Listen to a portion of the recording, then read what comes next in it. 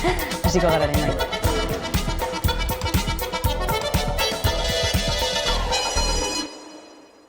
Eta gunero legez eguneko elkarrizketari atea irekiko diogu, horretarako gaurko gonbidatua dugu gurekin Koldo Tegitu, ikastolen elkarteko lehendakaria, eguerdion. Eguerdion bai. Bueno, hezkuntza legearen zirriborroa izango dugu izpide, ordu erdi honetan. Batzuk esaten duten bezala ikastolak ikastolentzat aurre proiektu hau onuragarriagoa alda eskola publikoarentzat baino? Bueno, kontua ez da zein hezkuntza sarerako da legearen zirriborroa onuragarriagoa, ezta? Denbora daramagu ezaten egungo dikotomia publiko-pribatua gainditu behar dugula. Gure ustez nahi eta behar dugun hezkuntza ereduaren inguruan adostasun sozial berri bat eraiki behar dugu. Zein da gure herriak behar duen hezkuntza eredua eta zein da horrek eskatzen duen sistema, ezta? Egin dezagun indar berezi bat, galdera honi erantzun bateratu eta komunitario bat, ezta? Eta erantzun hori legean jaso dadila. Uste genuen, lege hau lehen urrats izan zitekeela hezkuntza sistema propio baterako transizio sakona aurrera eramateko. Hezkuntzan akordioan jasotakoak ilusioa piztu zigun, baino legearen lehen zirriborroa jasotakoa atzera pausoa iruditzen zaigu. Baino ezin dugu aukera hau galdu euskal hezkuntza osatzen dugun eragileok, oraindik badago denbora eta aukera. Elkarlanean legean norabide egokiagoan jartzeko. Hau da, hezkuntza sistema propioa lortzeko urrats bat izan dadin. Ezin dugu ahaztu lege hau epe luzerako legea izango dela eta hezkuntzaren etorkizuna baldintzatuko duen testua izango da. Gure aldetik eraikitzailean egingo ditugu ekarpenak eta bai, ausardiak izan behar gara. Ausardia eskatzen dugu Eusko Jaurlaritzari, alderdiei, sindikatuei, beste hezkuntza eragilei. Bestela ez dugu aurrera pausu bat emongo gai honetan. Dikotomia publiko-pribatua hori gainditzeko beharra ikusten duzue, baina bide horretan ez aldoa legea, izan ere hezkuntzarako euskal zerbitzu publikoa sortu nahi du, begionez ikusten duzu ezin norabidetan doa orduan. Aurrerapena iruditu zitzaigun euskal hezkuntza zerbitzu publikoaren sorrera. Bereziki ikastetxeak administrazio titulartasunekoak izan ala ez, zerbitzu horretan egongo ginelako denoko atera. Eskubide eta bete behar berdinekin. Hezkuntza akordean horrela jaso zen. Baina legearen lehenengo zirriborro honetan betiko dikotomia publiko-pribatua neurri baten berreskuratzen dela, iruditzen zaigu. Eta hori guretzat hautsera pauso bat da. Publikoa, titularra administrazio publikoa dutenak, definituz, beste alternatibarik eskaini gabe. Eta gainera, zenbait artikuluetan ez gitzi, ikastetxe publikoetarako eta itunduetarako erregulazioa desberdina da. Batzuetan logikaren bat egon daiteke, baino ez guztietan. Gogoratu, hezkuntza akordearen balorazioa egin genuenean, esan genuen oso garrantzitsua iruditzen zitzaigula ikastetxeok euskal hezkuntza zerbitzu publikoan sartzeko bete behar dituzten konpromisoak eta baldintzan jasota egotea. Gaineran, akordean ez ziren aipatzen bakarrik, definitu ere egiten ziren. Eta berez, ezinbesteko oinarria ziren gure ustez orain etorkizuneko legeari begira. Baldintza gainera sakonak ziren, ezta?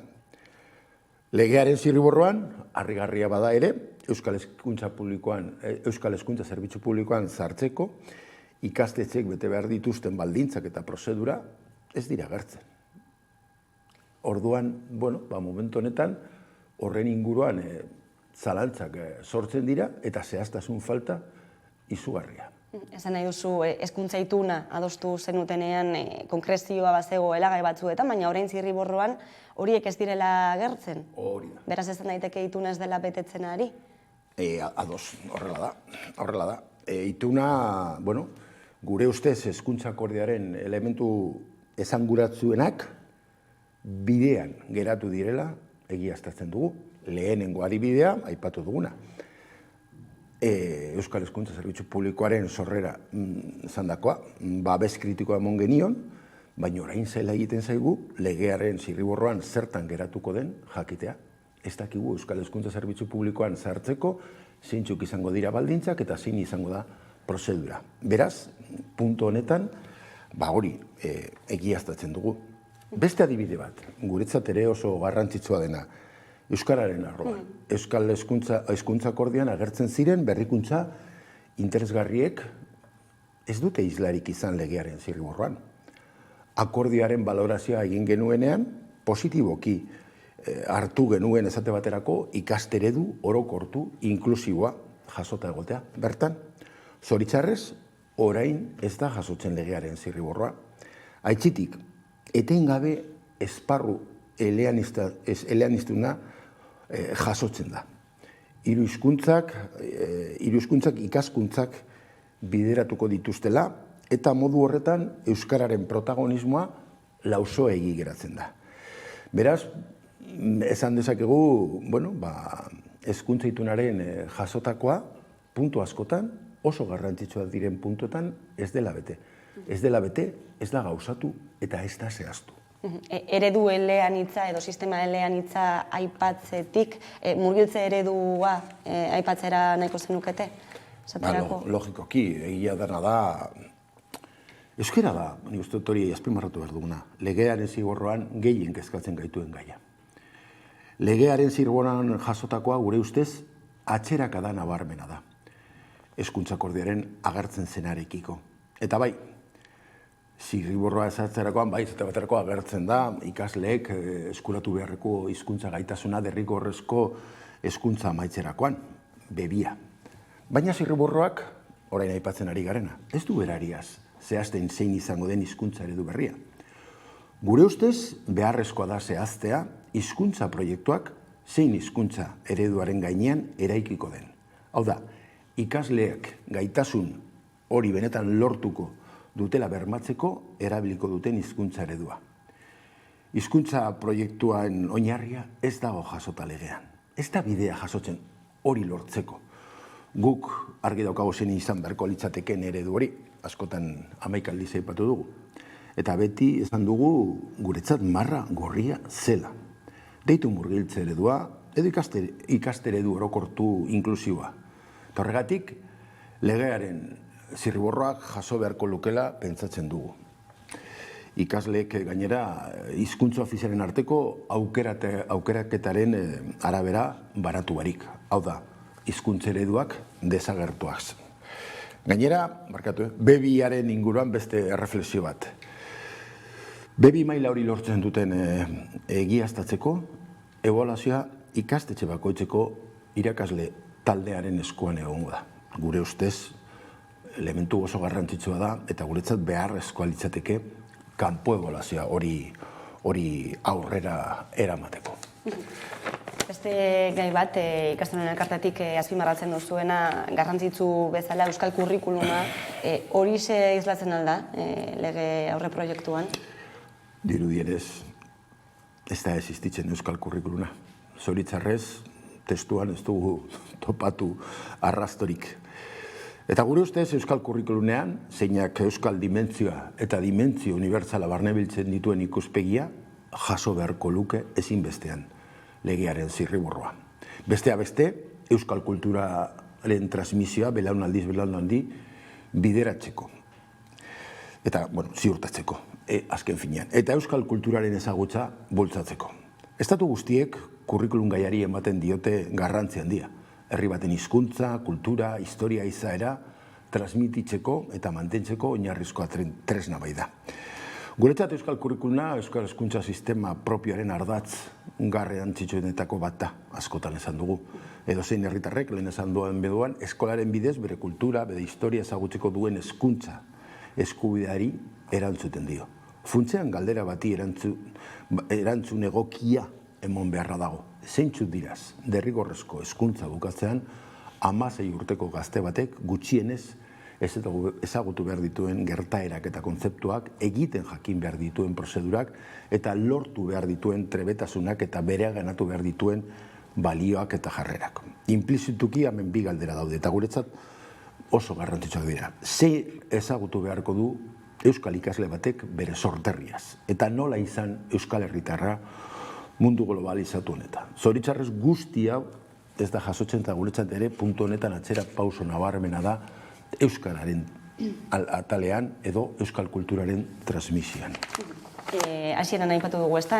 Lege aurre proiektuaren zirriborroaren zutabe nagusietako bat dela zerbitzu publiko hori sortzearena, baita ere doakotasuna bermatzearena, ez? Eskutik doazen handi batean eta horri lotuta kuotak ezartzea debekatuta egongo da.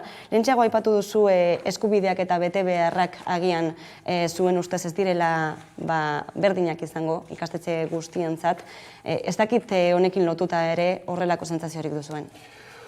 Bueno, guretzat aurrera pausu iruditzen zaigu doakotasun printzipioa eta helburua jasotzea ikastetxe eta ikasle barkatu eta familia guztiei hezkuntza eskubidea bermatzearen aldera, ezta? Baina egia dena da ez dela inondik inora aipatzen nola egingo den hori. Nola administrazioak jarriko dituen baliabideek hori ziurtatzeko. Orduan, bueno, denok dakigu benetan proposatzen den zerbitzu publiko hori doain eskaintzeko askoz baliabide gehiago jarri beharko direla. Ikastolok eskaintzen dugun zerbitzu hori doain esateko. Gogoratu, Lomloe berak ere aipatzen du epe bat eta lantalde bat eratuko dela helburu horrekin Espainia mailan. Hezkuntza legean aipamen hori egon borko litzateke. Eta doakotasun hori ezin dela bermatu baliabide guzti horiek bideratu arte. Bitartean badaude behin-behineko neurriak, logikoki.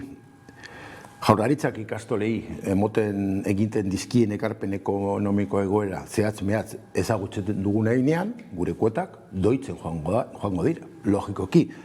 Erabateko doakotasuna iritzi arte. Hori da gure konpromiso argia. Gero, auditoriak ere aipatu nahi dut, ezta?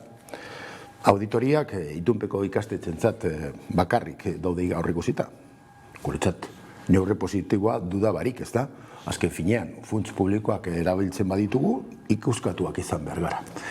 Guretzat ez da kontu berria. Ikastolek urtero ikuskatzen dituzten bere kontuak. Urtero batzarrean aurkezten dira. Eta administrazioaren bi erroldetan aurkezten ditugu. Beraz, auditoriak, bai. Zehatzak eta sakonak ere.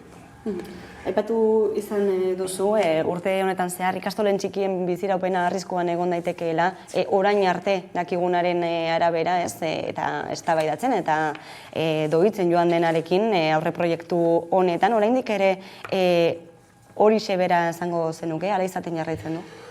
Bueno, legearekin baino planifikazio dekertuarekin lotuta dagoen kontu bat da, ezta?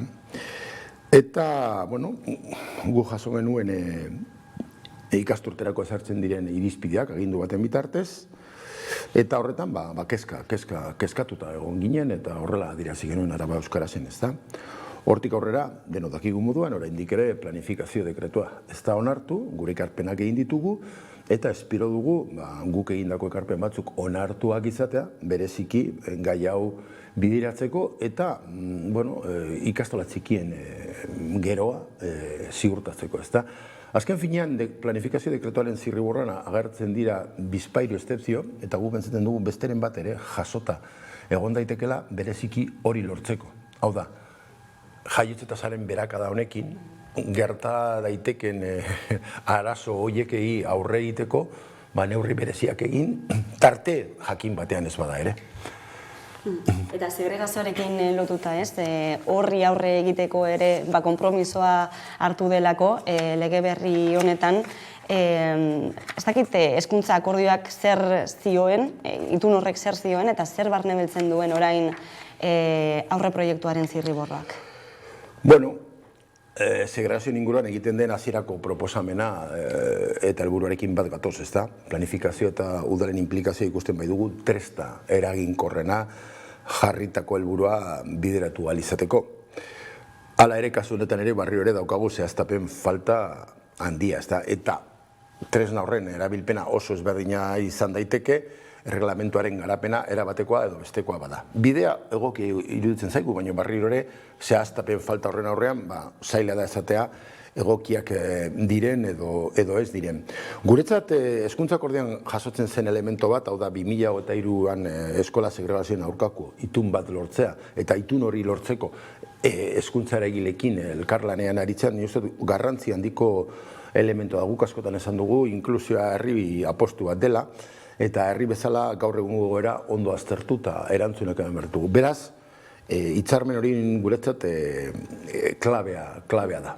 Bitartean, hor daukagu ere, lehen aipatu dut planifikazio dekretua, orain daukagu ere, kasu honetan, onarpen dekretua, eta, klaro, azkenean legean ez den agertzen, zehaztapen hori ez den agertzen legean, azkenean dekreto horietan agertu beharko dela, eta dekreto horiek publikatzen direnean, iritzi zehatzago bat eukiko dugu, ze momentu honetan legea irakurrita bakarri, oso zaila da. Zatea, ez eta baterako adibide esanguratzen aipatuko dut.